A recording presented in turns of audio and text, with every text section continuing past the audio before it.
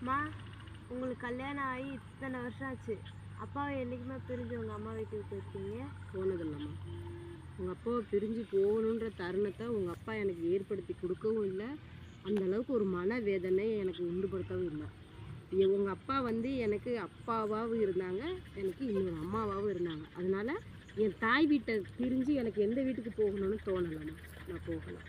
அப்பா, உங்களுக்கு கல்யாணம் இத்தனை வருஷம் ஆச்சு. அம்மாவை நீங்கள் ரொம்ப பிரிஞ்சிருந்த தருணம்னா எதுப்பா? எங்கள் அம்மாவை பிரிஞ்சு தரணும்னா என் வாழ்க்கையில் மறக்க முடியாது, இனிமேட்டும் நடக்கக்கூடாதுன்னு நான் நினைக்கிறேன். என்ன தரனா ஒரு 10 வருஷம்.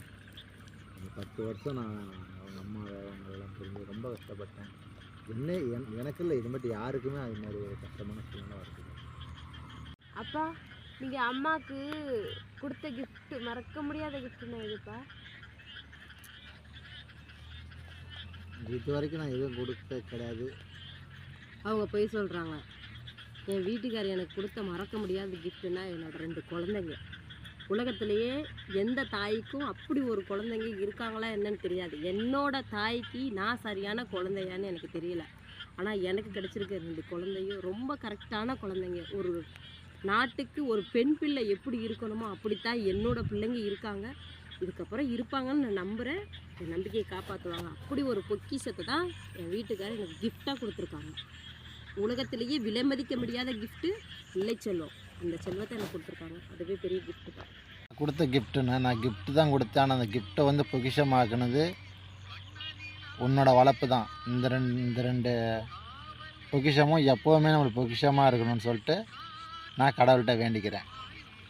என் குடும்பத்துக்கு நான் உண்மையிலான இருப்பேன், அதே மாதிரி என் பிள்ளைங்களும் எனக்கு உண்மையிலான இருக்கும். நீங்களும் என் சந்தோஷம் எப்போவுமே என் கூட இருக்கணும். குடும்பன்றது ரொம்ப புனிதமானது. அந்த குடும்பத்தில் சந்தோஷன்றது நிரந்தரமானது.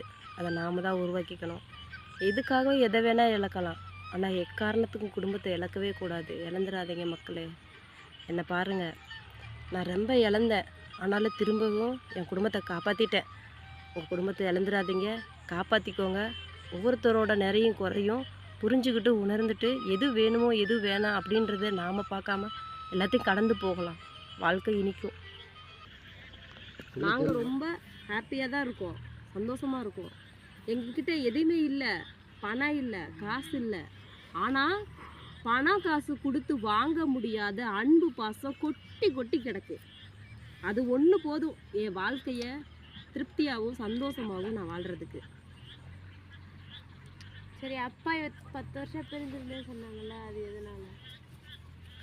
அப்பா பிரிஞ்சிருந்தது காரணம் அடுத்த வீடியோவில் சொல்கிறேன். பாய்.